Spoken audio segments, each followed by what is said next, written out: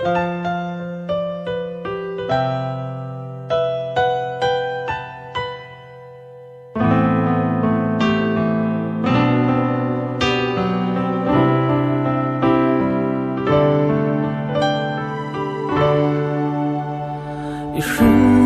buông tuổi tê khá pa vun lại tôi lúa e kỳ lên rual zong shil kan hay nghe asin lâu kỳ lẽ mày ro mali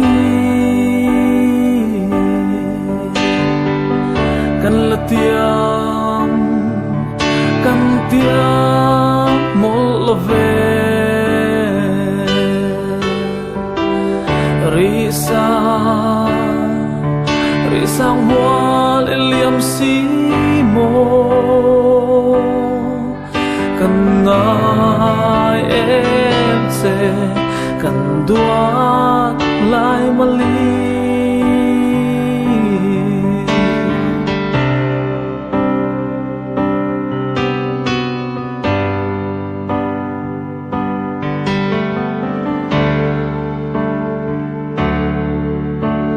Ishin lim tha mai mo itun le zwa chan to izal pial lei dai rial itang si mo kan ngai em se kan dua lai mali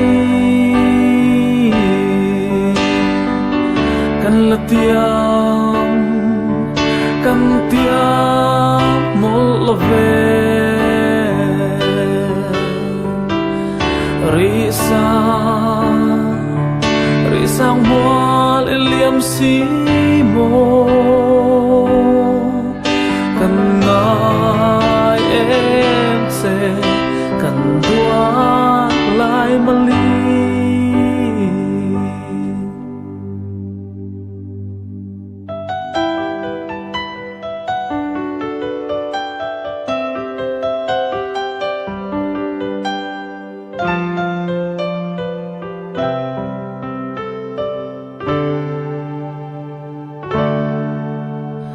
Ilalun e makia nga min ngai lo hian leng si mo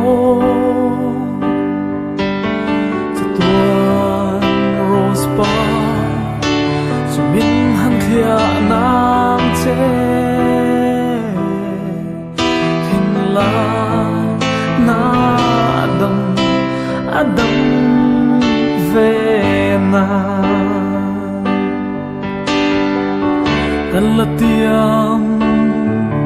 kan tiam mol ve risa wal eliam si mo kan ngai em se kan duat lai mali kan ngai em se kan duat lai mali